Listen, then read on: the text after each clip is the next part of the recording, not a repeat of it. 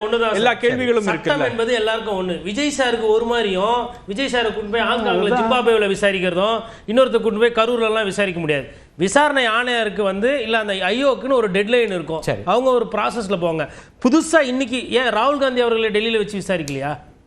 எல்லாரையும் விசாரிச்சிருக்காங்களா? Yemen சோரனை விசாரிக்கலையா? Yemen Soren அவர் ஊர் ஜார்க்கண்ட், எதுக்கு டெல்லி கூப்பிட்டு விசாரிக்கிறாங்க? ஏதோ புதுசா விஜய் சாருக்கு தான் பண்றாங்கன்னு இல்லை. விஜயும் சட்டத்துக்கு முன்னாடி சாமானியன். நம்ம பார்க்கும்போது ஸ்டார்டம் 200 கோடி ரூபாய் ஹீரோ அதெல்லாம் வேற. ஸ்ரீராம் சொன்ன ஒரு விஷயம் ரொம்ப நார்மலான விஷயம். 41 பேர் செத்துருக்காங்க. அது யதார்த்தமான கேள்வி. உயிர் போயிருக்கு. இதில் நம்ம அந்த சென்சிட்டிவிட்டியை மறந்துட்டு விஜய் அங்கே கூப்பிட்டாங்க, விஜய் இங்கே கூப்பிட்டாங்க, விஜய் சார் பாவம் ஆனால் நல்லா இருக்கீங்களாண்ணா, அதுக்கெல்லாம் இங்கே எமோஷன்ஸுக்கு அவர் ஆடியோ லான்ச்சுக்கே மலேசியா வரலாம் போகிறாரு. ஒரு விசாரணைக்கு 41 பேர் சொந்த கட்சிக்காரர்கள் இறந்துருக்கிறதுக்கு டெல்லி போக மாட்டாரா? சரி, அப்படி அவருக்கு மனசு கஷ்டமாக இருக்குது, இல்லை பாஜக அரசியல் போச்சுன்னா எங்கள் தாவேக்களை சொல்ல வேண்டியதுன்னா அவங்க யாருமே வாயை திறக்க மாட்டேன்றாங்களே. இப்போ பிஜேபியை அக்யூஸ் பண்ணலாம், இல்லை பிஜேபிக்கு பின்னாடி இருக்கு நம்ம ஒரு வாதத்துக்கு பேசலாம். அது உண்மையாக கூட இருக்கும், நான் ஓரளவு கூட நம்புவேன். ஆனால் அது சம்பந்தப்பட்டது யாருன்னா தாவேக்கா அதை வாயால சொல்லணும். ஆமா எங்களுக்கு நெருக்கடி இருக்குது, எங்களை டெல்லிக்கு கூப்பிடுறாங்க, கரூருக்கு கூப்பிடுறாங்க, மெட்ராஸ்க்கு கூப்பிடுறாங்க, என்னால் பிரச்சாரமே பண்ண முடியல, நான் பிரச்சாரத்தை பண்றதா, கட்சியை நடத்துறதா, இல்லை சிபிஐக்கு பதில் சொல்றதா தாவேக்கா சொல்லணும். ஏன்னா மற்றதெல்லாம் லென்த்தா பேச தெரியுதுல்ல, இதையும் அவங்க சொன்னாதான் நமக்கு இன்னும் அதை விவாதம் பண்றது இன்னும் ஈஸியா இருக்கும். 10 நிமிஷம் 12 நிமிஷம். இன்னொரு பக்கம் எதிர்கட்சியா விஜய் இன்னொரு பக்கம் இங்க இருக்கும்போது பிரதான எதிர்கட்சி நாங்க தான் அப்படின்னு சொல்லக்கூடிய முனைப்பில் இன்னைக்கு அதிமுக இந்த ஊழல் புகாரோட போயிருக்கா. இதை எப்படி பார்க்கலாம் பிரியன் சார்? ஆளுநரை போய் நேரில் சந்திச்சு புகார் சொல்றாங்க. இன்னொரு பக்கம் ஆளுங்கட்சி நலத்திட்டங்களாக தொடர்ச்சியாக அடுத்தடுத்து தேர்தல் காலத்துக்கு தயார் பண்ணிக்கிட்டே இருக்கிறாங்க. இந்த இருதுருவ அரசியல் 3 துருவமாக மாறிடுச்சா, மும்முனை அல்லது 4 முனை அல்லது பல முனைன்னு மாறிடுச்சா, அதை மீண்டும் இருமுனையாக மாற்றக்கூடிய முயற்சி அதிமுக மேற்கொள்ளுதா, திமுக மேற்கொள்ளுதா? இதை எப்படி புரியுது? சமீபத்தில் ஒரு தனியார் கருத்து கணிப்பில் ஏன்னா அதுக்கு முன்னாடி தான் திரு உதயநிதி சொன்னார், வலுவிழந்ததாக இருந்தாலும் அதிமுக தான் எங்கள் எதிர்கட்சி அப்படின்னாரு. ஸோ அந்த இடத்துக்குள்ள வராங்களா? கருத்து கணிப்பில் என்ன சொன்னாங்க, எடப்பாடி எதிர்கட்சி தலைவர் ரோலை சரியா செய்யலை, அண்ணாமலைக்கு பின்னாடி தான் அவர் இருக்கார் அப்படின்ற மாதிரி, 4வது இடத்துல இருக்கான்ற மாதிரி ஏதோ ஒரு கருத்து கணிப்பு வந்தது. ஸோ ஒரு எதிர்கட்சி தலைவராக அவர் 150 இடங்களில் 190 இடங்களில் போய் பிரச்சாரம் பண்ணிட்டாருன்றதை அவர் சொல்கிறார். கருத்து கணிப்புகளை பொறுத்த வரைக்கும் என்னுடைய தாழ்மையான கருத்து என்னன்னா சார், குறைஞ்சபட்ச ட்ராக் ரெக்கார்டை பார்த்துக்கிட்டு நம்ம பேசலாம் சார். கருத்து கணிப்புகள் நிறைய கருத்து கணிப்பு வரும். நான் பேர் சொல்ல, அதனால அண்ணாமலை அவர்கள் எதுவுமே பண்ணல. இவர் 160 தொகுதி போயிருக்காரு, நயனார் நாகேந்திரன் சுத்தி வந்திருக்காரு. அதுக்கும் பின்னாடி ஒரு எதிர்கட்சி தலைவர் போயிருக்காருன்னு சொல்லிட்டு திரும்ப இல்ல சார், இல்ல நான் சொல்லி முடிச்சிருங்க. அண்ணாமலை அவர்களுக்கு ரெகுலரா வார் ரூம்ல வச்சுட்டு இது மாதிரி வருது, அதையும் சேர்த்து தான் பாக்குறேன். ஒரு நிமிஷம் இருங்க, நான் ஒரு கருத்து கணிப்பில் வந்தது அப்படின்னு தான் சொன்னேன். யார் சொன்னா அவரோட கிரெடிபிலிட்டி எல்லாம் பத்தி நான் அதுக்கு வவுச் பண்ணல. அதை நீங்க பேசும்போதே அதுக்கு ஒரு கிரெடிபிலிட்டி தானே? இல்ல ஆமா, ஒருவேளை இந்த மாதிரியான ஒரு பெர்செப்ஷன்லாம் இருக்கிறதுனால ஒரு எதிர்கட்சி தலைவர் முறையில் இந்த வழக்கமா அந்த ஊழல் புகார் கொடுக்கறதெல்லாம் வழக்கமானது இல்லையா? துறை வாரியா எவ்வளவு என்னன்னு போட்டு துறை வாரியா ஏதோ நம்ம வீட்டு மளிகை கணக்கு எழுதுற மாதிரி ஒரு பிரஸ் ரிலீஸ் கொடுத்துருக்காரு. பின்னாடி பேக்ரவுண்ட் மெட்டீரியல் கொடுத்துருக்காரு, எனக்கு தெரியல. உங்களுக்கு தெரிஞ்சா சொல்லுங்க. ஒவ்வொரு இஷ்யூக்கும் பேக்ரவுண்ட் கொடுத்துருக்காரா? ஆளுநர் ஒரு வேலை கொடுத்துருக்கலாம். எனக்கு பத்திரிகை நமக்கு ஜேர்னலிஸ்ட் பொறுத்தப்பட தெரியாது. 2 பக்கம் நம்ம பிரஸ் நோட் தானே பார்த்தோம். நம்ம அதுக்கு மேல எவ்வளவு பார்த்தோமா? அதுல மளிகை கடை மாதிரி புளி உப்பு அந்த மாதிரி வைக்கிறாருன்னா அதுக்கான அக்கௌண்டபிலிட்டி அவங்க அக்கௌண்டபிலிட்டி இருக்கு சொல்றாங்க. என்னோட பாயிண்ட் என்னன்னா அது இல்ல. பட் உண்மையான நெருக்கடி இதன் மூலமா திமுகவுக்கு சாலிடா கொடுத்திருந்தாருன்னா உண்மையான நெருக்கடி திமுகவுக்கு வரதுக்கான வாய்ப்புகள் இருக்கு. அதுதான் நான் சொல்ல வந்தேன். அவர் எதுவுமே ஒரு பக்கம் அவர் கொடுக்கலன்றீங்க, இப்ப கொடுக்கறாரு.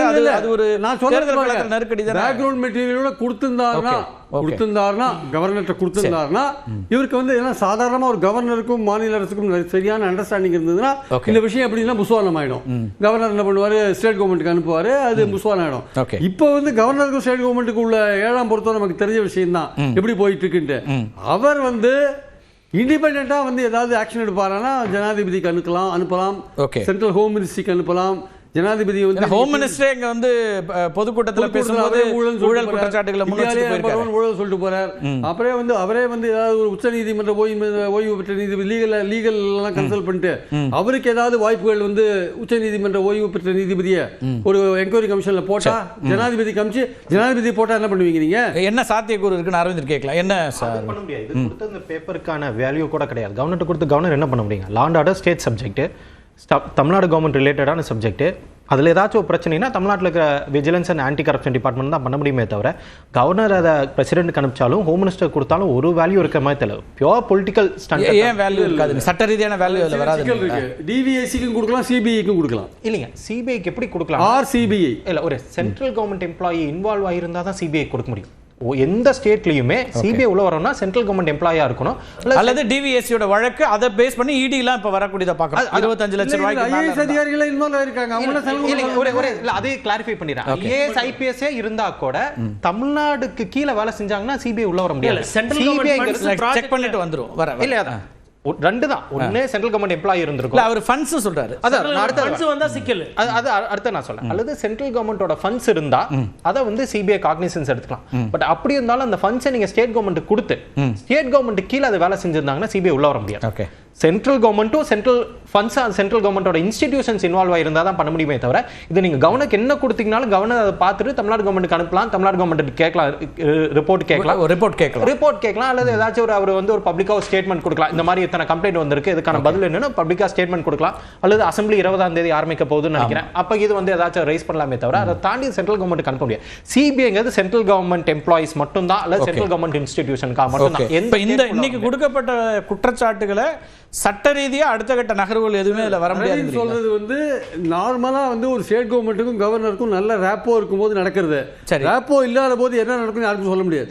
இல்லைங்க, சிபிஐ என்ன செய்ய முடியும்னு அதிகாரத்தை கேள்வி கேட்கிறாரு. இல்ல அதான் சார், அது கரெக்ட். எலெக்ஷன் சமயத்துல you can do anything. இல்ல அதான் அவர் என்ன சொல்றாருன்னா, இந்த புகாரை அவரு உள்துறைக்கோ அல்லது குடியரசுத் தலைவருக்கோ அனுப்பலாம், அல்லது இங்கே ரிப்போர்ட் கேட்கலாம், ஸ்டேட் கவர்மெண்ட்டே அனுப்பிச்சு அதை பற்றி ரிப்போர்ட் கேட்கலாம், அல்லது அவர் ஒரு அறிக்கையாவோ அவர் ஸ்டேட்மெண்ட்டாவோ சொல்லலாம், அல்லது சட்டமன்றத்தில் வந்து பேசலாம். இந்த வாய்ப்புகள் இருக்கே தவிர இதில் சட்ட ரீதியாக அடுத்த கட்ட நகர்வுன்னு என்ன செய்ய முடியுங்கிற ஒரு கேள்வி தான் எழுப்புறாரு. அடுத்த கட்ட நகர்வு ஒரு இன்வெஸ்டிகேட்டிங் ஏஜென்சி தான் பர்சியூ பண்ண முடியும் ஃபர்தரா. ஆமாம், அதான் எந்த ஏஜென்சி உள்ள வர முடியும்? அந்த ஏஜென்சியை டிசைட் பண்ணுறது சிபிஐ இருக்கக்கூடும், அதற்கான வாய்ப்புகள் இருக்கக்கூடும். அடிப்படை நான் இப்படி புரிஞ்சுக்கிறேன். இப்போ அவர் கேட்கறதுல இப்போ நீதிமன்றத்தை அணுகி நீதிமன்றத்தில் இந்த விஷயங்களை சொல்லி நீதிமன்றத்தின் மூலமாக ஒரு உத்தரவை பெறுவது என்பது உங்களுக்கு வந்து ஒரு சாலிடாக அடுத்த கட்ட விசாரணை நோக்கி நகர்த்தும். ஆனால் ஆளுநர்கிட்ட கொடுத்தா என்ன நடக்கும்னு கேட்குறாரு. அதை நான் புரிஞ்சுக்க விரும்புகிறேன். 2017 பாமக வந்து ஐ திங்க் ஏடிஎம்கே மேல ஒரு ஊழல் புகார்லாம் கொடுத்தாங்க. ஆமா, அது என்ன நடந்து ஒண்ணுமே நடக்கல. ஏற்கனவே 2 ஆண்டுகளுக்கு முன்னாடி திரு அண்ணாமலையும் கொடுத்திருந்தார். ஒரு பெட்டி நிறைய 2 பெட்டி நிறைய கொடுத்துட்டு போனார். அதெல்லாம் ஒண்ணுமே நடக்கல. ஆக்சுவலா வந்து பாயிண்ட் என்னன்னா அது கிடையாது. என்ன பிரச்சனைன்னா கவர்னர் வந்து இந்த மாதிரி இருக்கிற சூழல்ல ஒரு ரேப்போ சரியா இல்லாத ஒரு அவர் முரணாதான் இருக்காரு, விமர்சிக்கிறாரு, பண்ணுவாங்கிறது ஒரு கேள்விக்குரியது. என்ன செய்ய முடியும் தான் கேட்கிறேன். என்ன பண்ணலாம், பண்ணக்கூடிய வாய்ப்புகள் இருக்கு, நானும் மறுக்கல, முரண்பட்ட நிலையில் தான் இருக்கிறாங்க. மசோதாக்கள் விஷயத்துல எல்லாம் எப்படி வந்து இங்க நின்றுட்டு இருக்கு பாக்குறோம் நம்ம. எப்படிப்பட்ட மசோதா விஷயங்கள்லாம் போயிட்டு இருக்குன்னு பாக்குறோம் நம்ம. காரியங்கள் எதுவுமே அல்டிமேட்டா வந்து ஸ்டேட் கவர்மெண்ட் வந்து முடக்கிறதுன்னு ஒரு சூழல் இருக்கும்போது நீங்க என்ன பண்ணுவீங்க? நீங்க எல்லா அமைப்புகளும் ஒண்ணு சேர்ந்து இருக்கும்போது நீங்க என்ன பண்ணுவீங்க? நீங்க அதாவது அதிமுக பாஜக கூட்டணி ரொம்ப டெஸ்பரேட் ஆயிட்டாங்க. அவங்களுக்கு வந்து இஷ்யூஸ் இல்லை. நீங்கள் வந்து ஊழல் குற்றச்சாட்டுகளை பெருசாக பேசி தான் நாம் வந்து மக்களுடைய கவனத்தை ஈர்க்க முடியும் அப்படின்ற ஒரு நிலை. இப்போ ஊழல் குற்றச்சாட்டு பேசுங்க அப்படின்னா அதிமுக எழுப்புகிற ஊழல் குற்றச்சாட்டுகள் பெரிய அளவுக்கு நம்பிக்கை ஏற்படுத்தலை மக்கள் மத்தியில். ஏன் அப்படி சொல்லி? ஏன்னா பல ஊழல்களை வித்துட்டவர்கள் அதிமுக. நீங்கள் இன்னைக்கு லோக்கல் பாடியில் முனிசிபல் அட்மினிஸ்ட்ரேஷன் டிபார்ட்மெண்ட்டில் 60,000 கோடி ரூபாய் ஊழல் அப்படின்னாரு.